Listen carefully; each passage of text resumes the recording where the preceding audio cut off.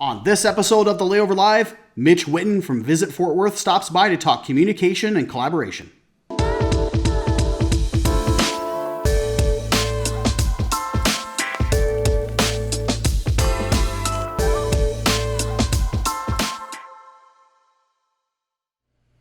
Hello everyone and welcome to episode 125 of the Layover Live, where we bring you the top article from the Layover each week.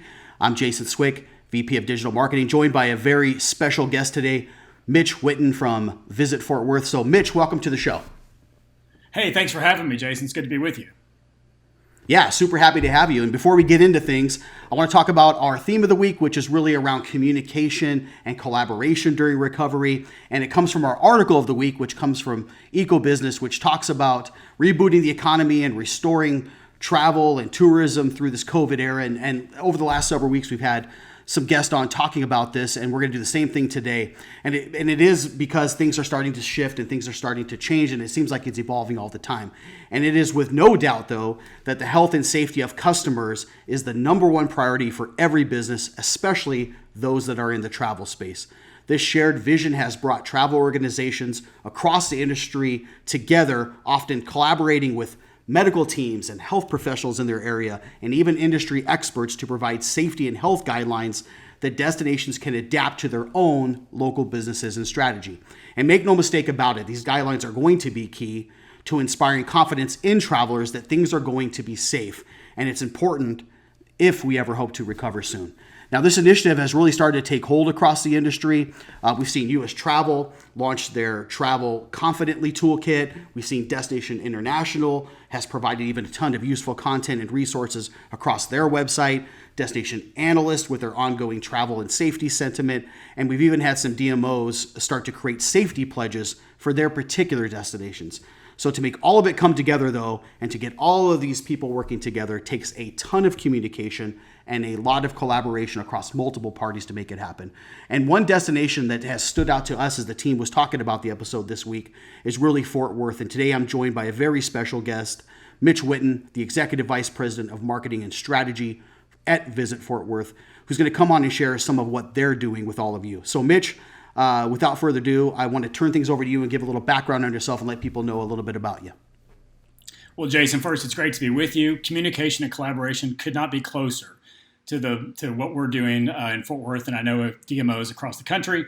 Speaking of communication, I'm excited to be here. I've got my new Wi-Fi router on just for you. The power is connected, and here we go. So it's a good day to be on air. But really, I've been at Fort Worth about 7 years. I'm Executive Vice President of Marketing, like you said. We've really, in addition to a lot of the social media and outreach and activations that we're all doing, we've really spent a lot of time on a destination master plan. What is the community's wish list for tourism? Where does the community want to see us go? And so really working with Destination Next and Paul Ouimet over the last couple of years has really plugged us into the community. So really heading into all this, we've had a lot of people we could call on to collaborate with. Before Fort Worth, I was head of marketing for SMU, a private university in Dallas. Who knew that universities were tourism destinations? People want to map restaurant recommendations. What's it like to live here?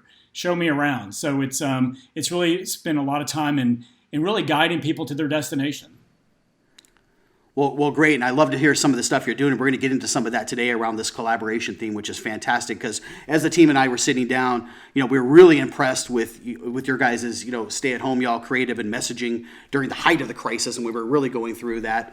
And you were now kind of sharing this, y'all get ready type message, which I think is great, stays within that theme. So tell us a little bit about that decision-making process to help you determine when that shift happened, right? Because that's a question we get a lot is, when should I start making those shifts and changes? Like any data or insights, that your team reviewed to guide you through that?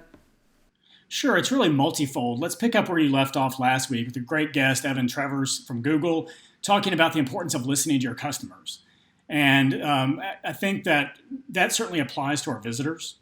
But if anything, I think that we can get almost too focused on the visitor and forget that we have internal customers as well.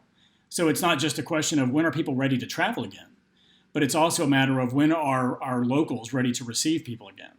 So let's break that down.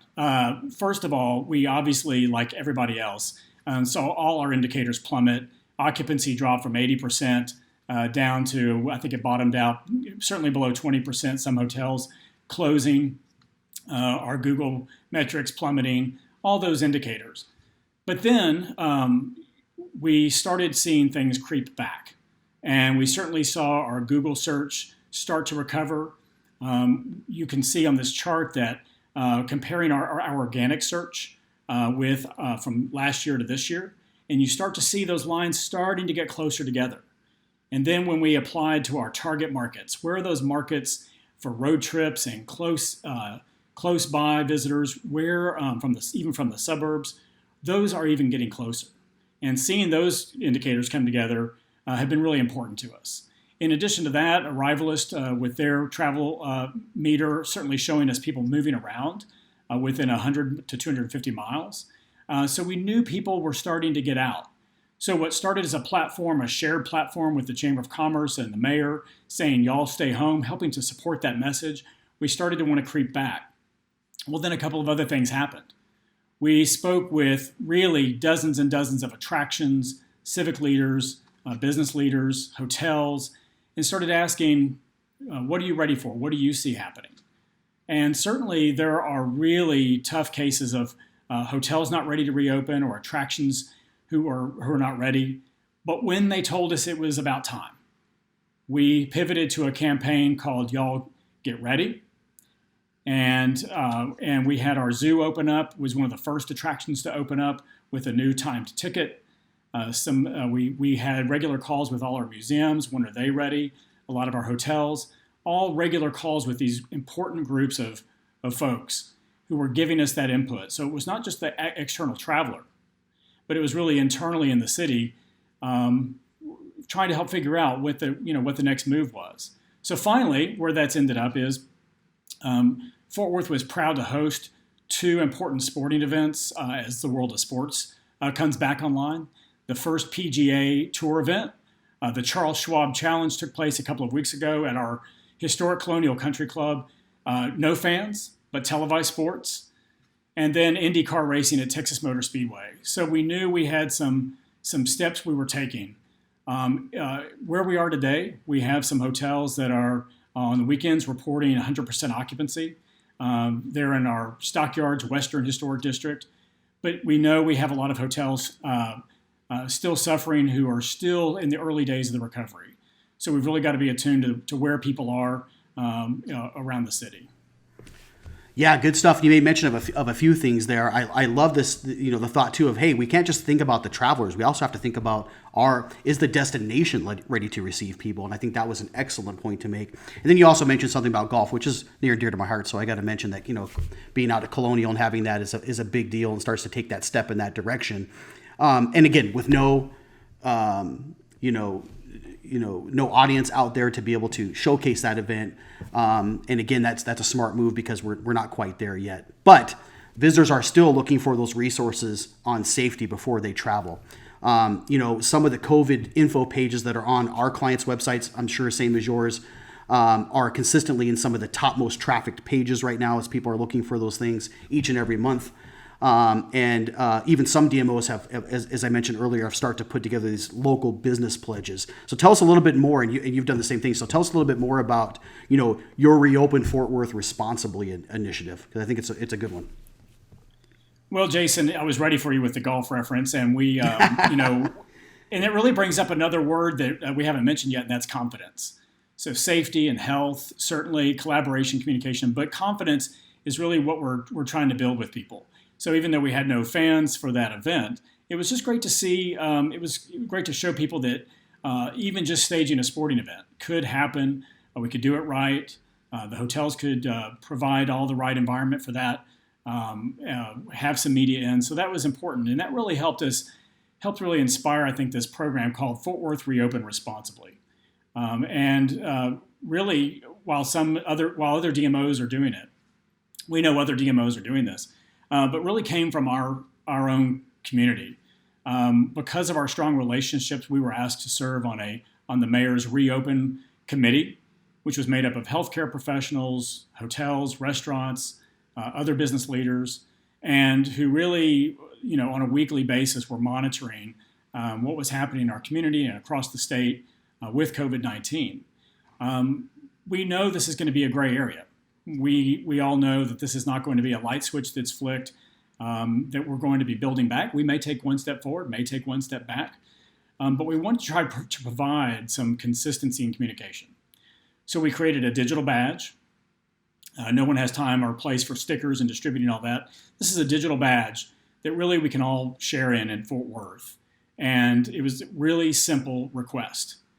Would you, business owners, sign up and say that you are doing your best to follow the most basic guidelines? Are you encouraging hand washing? Are you promoting masks? Are you monitoring your employees' health? Have you put in these basic standards? We think that while there are holes in any system, that the power of good intentions really goes a long way. So we've had more than 130 businesses make that commitment. And one of the beauties of this was, even though we have our own website, many of them have promoted this badge program on their own social media. So from the Jubilee Theater in the heart of downtown to our museums district, we've seen a lot of people adopt this. Even some of the national hotel chains who have their own standards have layered this in and said, we're part of the community as well. Yeah, really great stuff. I mean, very impressive to see that, again, as we're talking about communication and collaboration, to see those 130 businesses out there, right? Because it really is really a community effort from top to bottom. And so, great to see that adoption there. Great to see that people are sharing those things across social and starting to get some traction. So now I got a kind of a two-part question then for you to follow that up is one, how are you communicating then with the businesses about this initiative and getting it out there? And then two, how is Fort Worth sharing this information then on the other side with potential visitors? Jason, you said something a minute ago that really stuck with me, and that's you talked about the amount of time that it takes to engage with partners and to really dedicate those resources to being a part of the community. And frankly, I think it's one of the big unanswered questions for DMOs across the country. When you have an extra minute to spend, when you down the road have an extra dollar to spend, I have a feeling we're going to be putting those over in community and taking away from some of the other buckets we have done in the past. So, for example, when you say I'm going to convene partners, this is going to go beyond checking a box and having a marketing committee that you share your social media trends with. This is going to be real time-intensive engagement. So I think the reason it worked is we have our sales committee with hotels, our marketing committee. We quickly gathered a restaurant advisory group, certainly attractions, like especially museums, the Fort Worth Zoo, others. And you're getting that input. But building those relationships meant that as we developed that program, we've been talking to them, and then we said, we need your help. Every visitor will count in the recovery. And we know that our first visitors will likely be locals. So we need your help if you will take this pledge, help us market it, help us put the word out. We will do the same. We will promote you. We'll mention this badge program in our advertising. And we will, I think together spread this word that we're taking the right steps. So we had a lot of advice both going into it, but I think that produced a lot of co-marketing coming out of it. Now you may ask, how soon were you back marketing? Well, it really converged with an effort to encourage locals to support local business, to be a tourist in your own town. And we have to do that responsibly. Not everything's open. But I think that reopen message resonated not only with visitors from out of state, which we're seeing, but also locals who want to support really the local economy. Yeah, it's good stuff. I mean, there's so much, again, that goes into this. And again, getting that adoption and communicating that from top to bottom, I think you guys have done a fantastic job with that. And doing that often means having to work closely with like city officials, right? And others in your local community on many of these initiatives. So what tips do you have maybe in this area? Because others, some DMOs may have to communicate with city officials on this, depending on the particular roles, and some don't. So what tips maybe do you have, Mitch, then in this area for other DMOs that are out there of having to work with these city officials sometimes? So a couple of things. This is really the big question, I think, in front of DMOs. And as I mentioned before, when we have extra time and money, where will we invest that? I think the big message for DMOs is community-based tourism.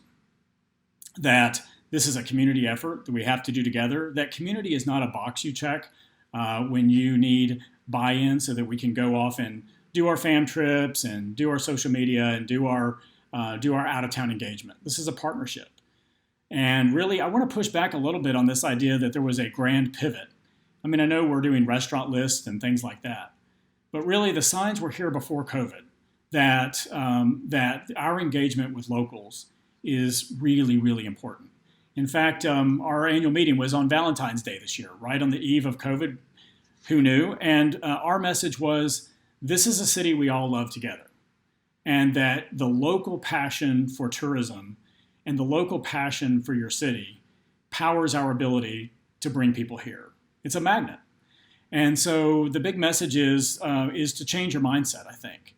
That the brand of the city is not something the DMO goes away with into a room and comes out with a design and a headline and a new campaign. It's got to be a shared vision with the community. And that sounds esoteric and big picture, but it really starts with that mindset and really can drive decisions such as, who are we going to feature on our social media? Who's going to be included in our videos? What story are we telling? And chances are it'll be multiple stories. So I think it's easy to look at our elected officials and say, well, the CEO's got to engage with them, and we need to understand. We need to make sure we have their approval. It really goes beyond that. It really goes beyond understanding the different nuances in your community. We've spent a lot of time visiting with areas of town that aren't necessarily visitor districts, but we want them to know that tourism benefits them. And this has got to be a message that really resonates beyond COVID. Now, more specifically, I would say I think a lot of us are, and I just want to reinforce, adopting resident sentiment, stakeholder sentiment as a new KPI. In fact, we may not see a steady ROI model for a while, and we may be focusing even more on resident surveys, resident sentiment, stakeholder buy-in. Yeah, and Mitch, let me tell you, those are wise words there, because I think you're right. I think one is, the brand is really a sum of the parts, right? I mean, it's very true. It's a symbiotic relationship with the community and the DMO. It's not just the DMO's responsibility. To your point, you don't just take the brand and run off somewhere with it and do that. It's really a makeup of all of those pieces. And to your point, a lot of this, before COVID was important, right? This just shed a larger light on top of it, right? That we need to build this community. We need to really be about this. It's really a shared effort to make sure that we are able to evangelize the value of the DMO to the community, and the community to understand that they are a part of that brand as well for travelers and everybody else. So really, really good stuff there. So, one thing we always ask at the end of this, right, is tips, I think, for destination marketers out there, because I think it's often good to get multiple perspectives on these things, and you guys have a really good one. So, any other tips out there that you have for destination marketers that you want to leave them with? Well, I want to borrow something our friend Darren Dunn from Entrada told me recently, and I think the word of the year for the next 6 to 12 months is flexibility. Flexibility in our KPIs, flexibility certainly in our budgets, no matter how small those may be, leaving yourself the flexibility to evolve with the situation, but even with flexibility with your staff. We have incredible teams across the country at SimpleView who are doing a lot of great work right now, but it's strenuous. Are we taking care of our staff?